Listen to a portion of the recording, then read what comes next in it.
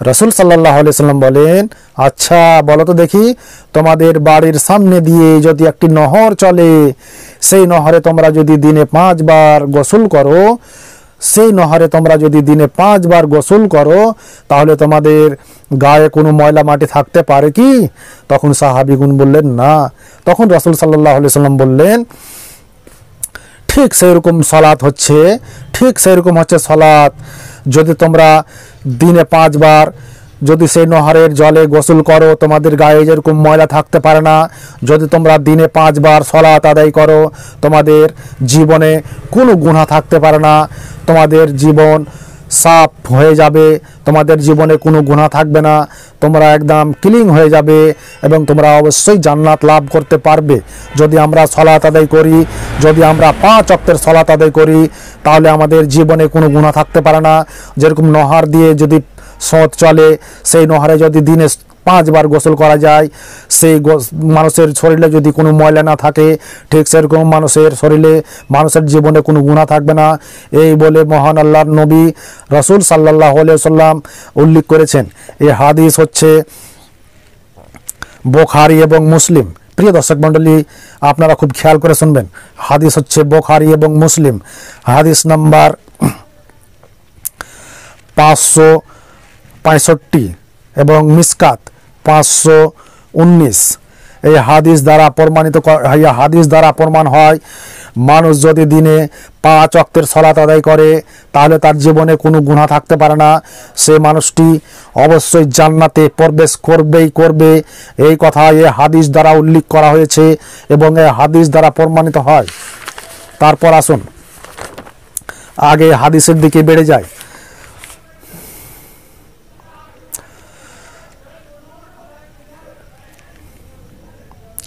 উবাদা ইবনু সামিত রাদিয়াল্লাহু তাআলা আনহু বলেন, রাসূল সাল্লাল্লাহু আলাইহি সাল্লাম বলেছেন, আল্লাহ তাআলা 5 ওয়াক্ত সালাত ফরজ করেছেন। যে ব্যক্তি সালাত আদায়ের জন্য উত্তম রূপে ওযু করবে, যে ব্যক্তি সালাত আদায়ের জন্য উত্তম রূপে ওযু করবে এবং ঠিক সময় সালাত আদায় করবে এবং পূর্ণ ভয় ভীতি নিয়ে বিনয়ের সাথে তার রুকু পূর্ণ করবে, তার জন্যে আল্লাহ তাআলা পুরস্কার রেখেছেন। আর যে ব্যক্তি এভাবে করবে না, এবং তার জন্য মহান আল্লাহ পুরস্কার রেখেছেন এবং তার জন্য মহান আল্লাহ ক্ষমা রেখেছেন। আর যে ব্যক্তি এভাবে সালাত আদায় করবে না, তার জন্য কোনো পুরস্কার নেই। তাকে মহান আল্লাহ ক্ষমা করতেও পারেন, না হলে তাকে জাহান্নামেও প্রবেশ করাতে পারেন। এটি হাদিস হচ্ছে নাসাই এবং আলবানি এবং মিসকাত, হাদিস নম্বর 570। তারপরের হাদিসে আবু উমামা বাহেলি রাদিয়াল্লাহু তাআলা আনহু হতে বর্ণিত, তিনি বলেন, রাসূল সাল্লাল্লাহু আলাইহি ওয়াসাল্লাম বলেছেন, তোমাদের প্রতি নির্ধারিত 5 ওয়াক্তের সালাত কায়েম করো, রমজানের সিয়াম পালন করো, তোমাদের মালের যাকাত প্রদান করো, তোমাদের আদর্শ কর্মকর্তা আদেশ করেন তার অনুগত্য করো, তাহলে তোমরা নিজের ইচ্ছা মতো, মহান আল্লাহ বলেছেন এই হাদিসটিতে, রাসূল সাল্লাল্লাহু আলাইহি ওয়াসাল্লাম বলেন, তোমরা 5 ওয়াক্তের সালাত আদায় করো, তোমরা রমজান মাসে সিয়াম পালন করো, তোমরা যাকাত দাও, তাহলে